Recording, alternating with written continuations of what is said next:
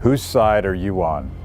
We're brought up to believe that everyone must choose a side, that there's a political spectrum that runs from one extreme to the other. This election's really up to you. You're either on the left or you're on the right.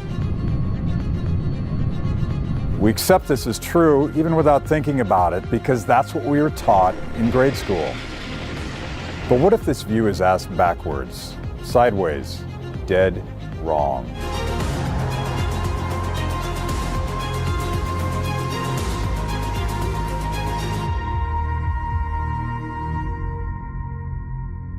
On the one side, the far right, you have Nazism and fascism and the kind of brutal nationalism, the tribalism of Robert Mugabe in Zimbabwe. All of these far-right isms involve a lot of government control of the means of production. There's no freedom of speech, there's no freedom of association, there's hardly any freedom at all. But as we know from grade school, the body count on the far right is staggering. On the far left, you have socialism and Marxism and Maoism.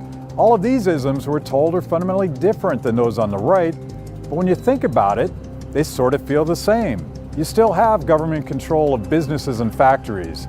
You still have no freedom of speech, no freedom of association, no political freedom whatsoever. And the body count is equally staggering.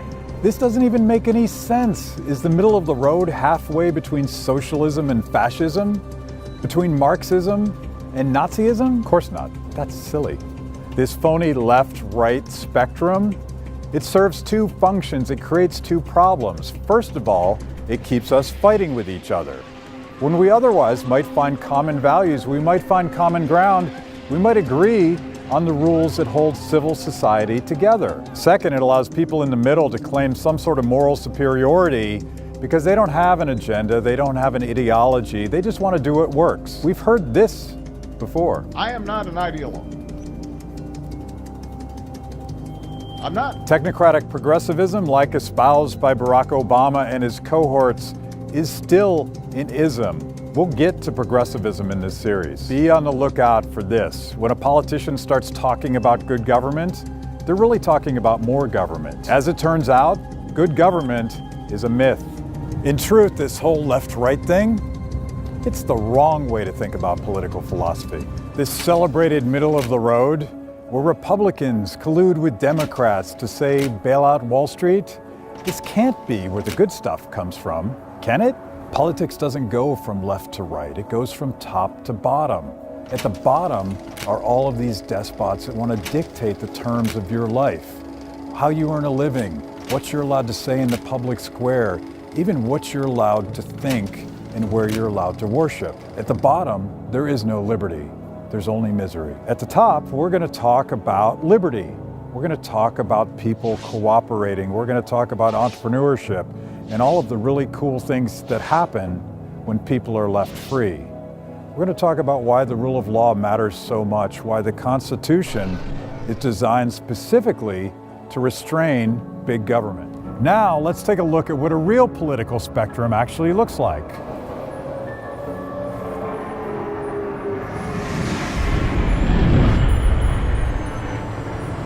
Here is an outline of all the systems of government, what I'm calling the deadly isms. At the bottom, you'll see the worst types of totalitarianism, National Socialism, Marxism, Communism. I've always wondered why it is that communism is considered a far-left ideology and Nazism is far-right. Stalin and Hitler, they both seized private businesses, they both banned freedom of speech, they both killed millions of people. In terms of real people, are these two systems so different that they deserve to be on opposite sides of the political spectrum? I don't think so. All of these isms have one thing in common. They put somebody else in charge of your life, someone in charge of your happiness, someone who thinks they know better than you do, someone who is willing to use brutal, unchecked force, government force, to force you to comply. Of course, the experts, you know, the tenured professors and the really smart people in big media, they'll never admit this.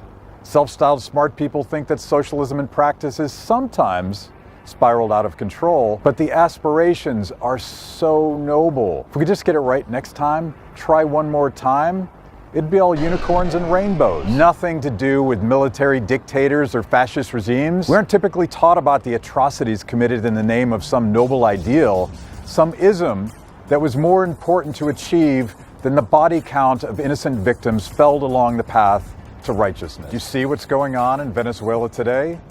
Have you ever been told about what happened when Chairman Mao imposed his Great Leap Forward in China? Did you know that the bloody mess in Cambodia under the Khmer Rouge was the product of Marxist professors and idealists? Maybe not. I'm guessing you haven't heard these stories before, but this stuff is important. Those who don't learn from history are doomed to repeat it. The history of the Deadly Isms is bloody beyond belief, and there are millions of people around the world suffering because we haven't learned these lessons. That's right, we are absolutely going to go there. It's going to get really uncomfortable because the Deadly Isms at the bottom of the spectrum, it's the worst of man's inhumanity to man.